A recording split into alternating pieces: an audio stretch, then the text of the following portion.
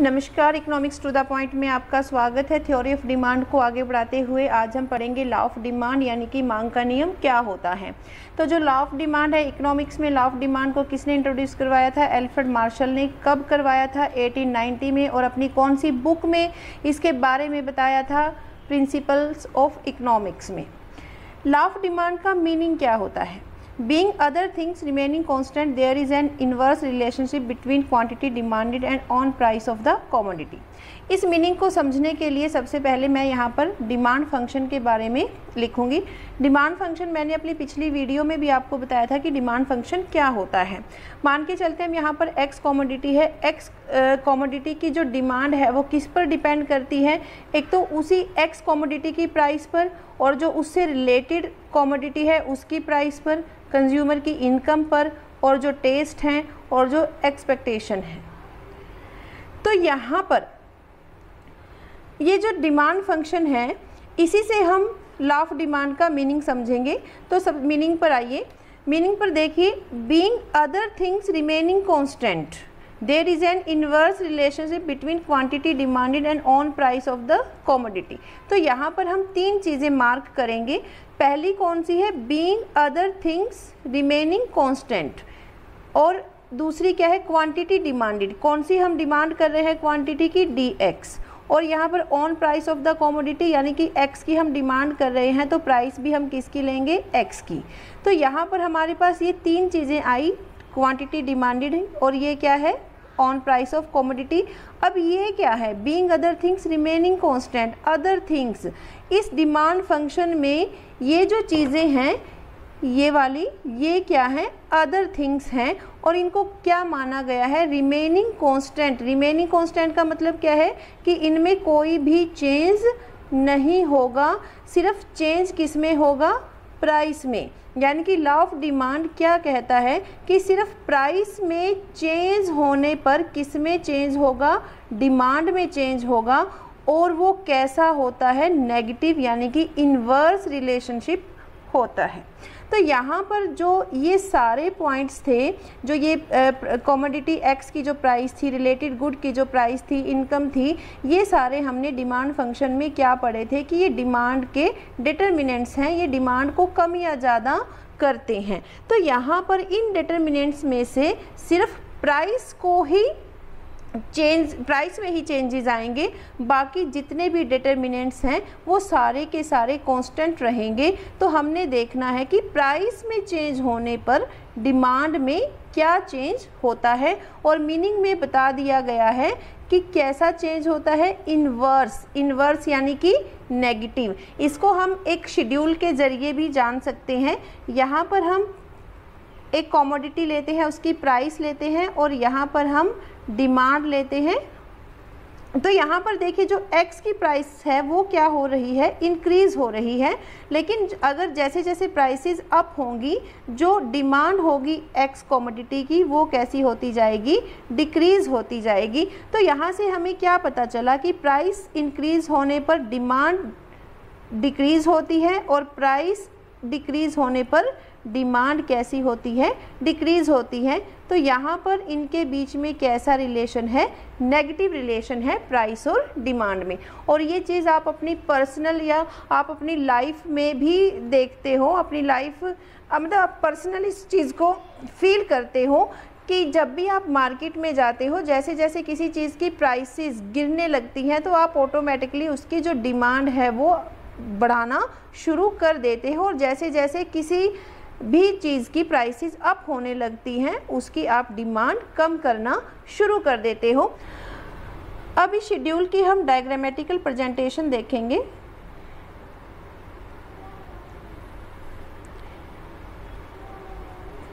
Zero x axis पर हम क्या लेंगे? क्वांटिटी लेंगे। और 0 वाई एक्सिस पर हम क्या लेंगे? प्राइस लेंगे। तो ये क्या है? 1 2 3 4 1 2 3 4। देखिए, जब प्राइस 1 थी तो x की कितनी क्वांटिटी डिमांड हो रही थी? 4। जब प्राइस 2 थी x की कितनी क्वांटिटी डिमांड हो रही थी? 3। जब प्राइस थी तो क्वांटिटी कितनी हो रही थी 2, और जब 4 है प्राइस तो क्वांटिटी कितनी हो रही है 1। यानी कि जैसे जैसे जो प्राइस है वो अप होती जाएगी, जो क्वांटिटी है वो श्रिंक होती जाएगी, कम होती जाएगी। और यहाँ पर अगर इन पॉइंट्स को मिलाएंगे तो हमारे पास ये क्या आएगा, डिमांड कर्व आ जाएगा, यानी कि डी, और इसका स्लोप कैसा है, नेगेटिव स्लोप है।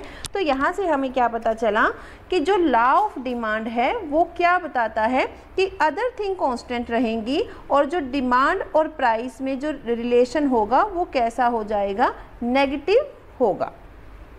तो यहाँ पर जब भी कोई लॉ आता है तो उसकी कुछ एजम्पशंस भी होती हैं, उसकी कुछ मान्यताएं भी होती हैं। अगर वो मान्यताएं फुलफिल होती हैं तभी वो लॉ ऑफ डिमांड, कोई भी लॉ है, कोई भी नियम है, तभी वो इम्प्लीमेंट होता है। तो जो ये लॉ ऑफ डिमांड है वो भी एक नियम है और इसकी भी कुछ अपनी क्या है, मान्यताएं हैं, एजम्पशंस हैं जिन्हें हमें मानकर चलना है। और वो एजम्पशंस क्या है, being other thing remaining constant, यानी कि ये वाली जो डिटर्मिनेंट्स हैं ये क्या रहेंगे, कांस्टेंट रहेंगे। इनको हम एज्यूम करके चलेंगे। मार्शल ने इनको एज्यूम कांस्टेंट एज्यूम किया है कि ये जो डिटर्मिनेंट्स हैं ये कैसे रहेंगे, कांस्टेंट रहेंगे, इनमें कोई भी चेंज नहीं आएगा।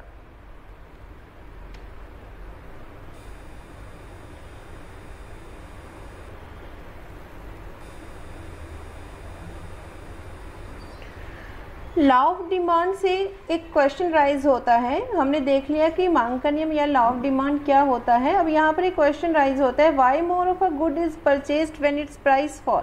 यानी कि ऐसा क्यों होता है, हम अपनी ज़िंदगी में भी देखते हैं कि ऐसा क्यों होता है कि जब किसी कमोडिटी की, किसी गुड की प्राइसेस गिरने लगती हैं तो उसकी ज़्यादा से ज़्यादा क्वांटिटी परचेज होने लगती है। तो यहाँ पर उसके कुछ कारण दिए जा रहे हैं। पहला कारण क्या है, law of diminishing marginal utility. मैंने आपको अपनी यूटिलिटी वाली वीडियो में बताया था कि जैसे जैसे जो कंज्यूमर होता है वो जैसे जैसे क्वांटिटी को इंक्रीज़ करता जाता है, उसकी जो मार्जिनल यूटिलिटी होती है वो कैसी होती चली जाती है, डिक्रीज़ होती चली जाती है। यानी कि जैसे जैसे कंज्यूमर एक्स्ट्रा यूनिट को कंज्यूम करता रहेगा उससे उसको मिलने वाली जो यूटिलिटी है वो कम होती जाएगी। तो यहाँ पर जो कंज्यूमर होता है वो रैशनल होता है और कंज्यूमर चाहता है कि वो उस चीज़ के लिए ज़्यादा से ज़्यादा पे क्यों करे जिस चीज़ से उसे सेटिस्फेक्शन लेवल कम मिल रहा है। सेकंड पॉइंट क्या है, इनकम इफ़ेक्ट। इनकम इफ़ेक्ट यहाँ हम बात करेंगे रियल इनकम की। रियल इनकम कैसे, फॉर एग्ज़ाम्पल मान के चलो कि कंज्यूमर है और उसकी इनकम क्या है, 1 रुपये है। तो वो एक दिन मार्केट गया और उसने सेब खरीदने चाहे, जाकर उसको पता चला कि सेब की कीमत कितनी है, 1 रुपये है। तो यहाँ पर देखिए वो 1 रुपये में एक ही सेब खरीद पाएगा। लेकिन अगर क्या हो कि एप्पल की जो प्राइस है वो गिर जाती है, प्राइसेस गिरकर मानकर चलिए कि 50 पैसे हो गई। अब जो कंज्यूमर है वो अब अगर उसको एक एप्पल चाहिए तो वो 1 रुपये में 50 पैसे का वो एप्पल खरीद लेगा, लेकिन अभी भी उसके पास क्या बचे हैं, 50 पैसे बचे हैं। तो इस 50 पैसे से या तो वो एक और एप्पल खरीद सकता है, यानी कि यहाँ पर एप्पल की जो डिमांडेड है, क्वांटिटी डिमांडेड है वो बढ़ चुकी है, या इन्हीं पैसों को वो किन्हीं और चीज़ों पर भी खर्च कर सकता है, जिससे क्या होगा कि उन चीज़ों की डिमांड में इंक्रीमेंट होगा। थर्ड क्या है, सब्स्टिट्यूशन इफ़ेक्ट। सब्स्टिट्यूशन इफ़ेक्ट में क्या हम ऐसी 2 चीज़ें लेंगे, 2 कमोडिटीज़ लेंगे जो एक दूसरे की सब्स्टिट्यूशन होती हैं। फॉर एग्ज़ाम्पल जैसे कि टी है और क्या है, कॉफ़ी। ये दोनों एक दूसरे की जगह पर यूज़ की जा सकती हैं। मानकर चलिए कि जो टी की प्राइस है वो बढ़ जाती है, टी की प्राइस बढ़ जाने पर उसकी डिमांड क्या हो जाएगी, कम हो जाएगी। तो लोग किसकी तरफ भागेंगे, टी की बजाय वो किसका यूज़ ज़्यादा करेंगे, कॉफ़ी का। तो इससे क्या होगा, कॉफ़ी की जो डिमांड है वो अप हो जाएगी। तो ठीक इसके उल्टा होगा, अगर टी की प्राइसेस क्या होती हैं, गिर जाती हैं, और तो इससे क्या होगा कि उसकी जो टी है उसकी डिमांड बढ़ जाएगी और लोग क्या करेंगे, कॉफ़ी को छोड़कर लोग टी को ज़्यादा पीना पसंद करेंगे, क्योंकि कॉफ़ी की बजाय अब उनको टी ज़्यादा सस्ती लगेगी। तो यहाँ पर अब कॉफ़ी की जो डिमांड है वो ऑटोमेटिकली कम हो जाएगी। तो इसे क्या कहते हैं, सब्स्टिट्यूशन इफ़ेक्ट कहते हैं। फिर आगे फोर्थ पॉइंट है size of consumer group. Size of consumer group यानी कि जब कभी किसी कॉमोडिटी की जो प्राइस होती है वो कम होती है तो प्राइसेस कम होने से एक मतलब कंज्यूमर का ग्रुप क्रिएट हो जाता है जो उस प्राइस पर उस वस्तु को खरीद सकता है। उस वस्तु को पहले उस कॉमोडिटी को खरीदते हुए उसको प्राइस उसकी ज़्यादा लग रही थी, वो उसको नहीं खरीद पा रहा था, उसको अफोर्ड नहीं कर पा रहा था, लेकिन जब उसकी प्राइसेस कम होती हैं तो जो कंज्यूमर है वो उसको खरीद सकता है। इससे जो कंज्यूमर्स की जो जो संख्या है वो बढ़ना शुरू हो जाती है। डिफरेंट यूज़, कई बार क्या होता है कि मान के चलो कि हमारे पास मिल्क है, उसकी जो प्राइसेस हैं वो गिर जाती हैं और प्राइसेस गिरने से अब हम क्या करेंगे, उस मिल्क से हम कर्ड भी बनाना शुरू कर देंगे और उससे हम पनीर भी बनाना शुरू कर देंगे उस मिल्क से। तो यहाँ पर हमारी जो डिमांड है वो मिल्क के लिए बढ़ जाएगी, क्योंकि जो मिल्क की प्राइसेस गिरने, एक मिल्क जो होता है उसके डिफरेंट यूजेस होते हैं और उन यूजेस का भी हम यूज़ करने के लिए उस जो कॉमोडिटी को हम ज़्यादा डिमांड करना शुरू कर देते हैं। लेकिन अगर मान के चलो कि जो ये मिल्क है इसकी प्राइसेस अप हो जाती हैं तो हम इन चीज़ों को सेक्रीफाइस कर देते हैं और मिल्क का यूज सिर्फ हम किसके लिए करते हैं, ड्रिंकिंग के लिए करते हैं कि सिर्फ हमें पीने के लिए दूध मिल जाए। अभी पीछे हमने देखा कि लॉ ऑफ डिमांड क्यों लागू होता है, क्यों इम्प्लीमेंट होता है। तो यहाँ पर हम देखेंगे एक्सेप्शंस केस हैं कुछ जहाँ पर लॉ ऑफ डिमांड इम्प्लीमेंट नहीं होता, यानी कि वहाँ पर प्राइसेस बढ़ने से डिमांड बढ़ती है या फिर प्राइसेस गिरने से डिमांड जो है वो गिरती नहीं है। तो पहला पॉइंट है यहाँ पर आर्टिकल्स ऑफ डिस्टिंक्शंस।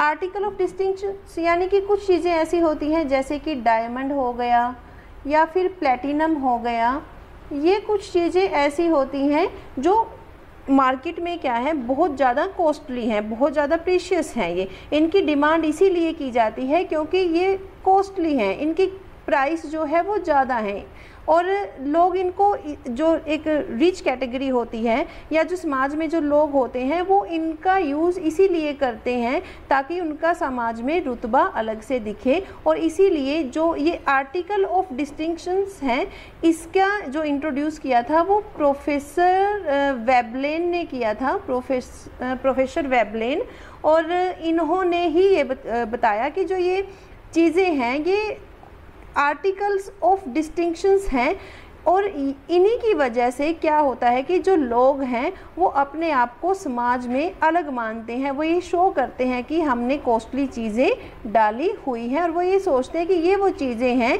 कि हम जो हमें समाज में अलग शो करती हैं।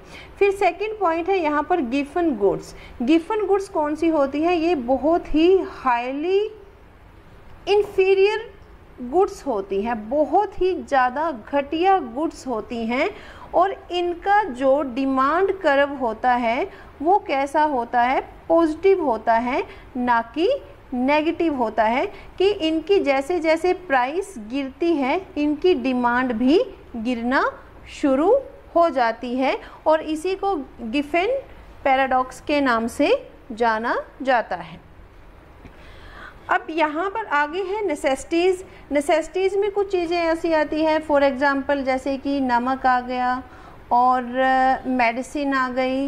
ये ऐसी कमोडिटीज़ हैं, ऐसी गुड्स हैं, चाहे ये जितनी मर्ज़ी महंगी होती रहें इनकी डिमांड उतनी ही रहती है। या कभी ऐसा नहीं होता कि जो मेडिसिन्स हैं मान के चलिए कि वो सस्ती हो गई तो हम लोग उनको ज़्यादा से ज़्यादा मांगना शुरू कर देंगे, या फिर ऐसे हो जाए कि चाहे ये कितनी ज़्यादा इनकी प्राइसेस अप हो जाती हैं और हम इनको फिर लेना बंद कर देते हैं। ऐसा नहीं होता है क्योंकि चाहे इनकी प्राइसेस कितनी बढ़ जाएं हमें ये लेनी ही पड़ती है।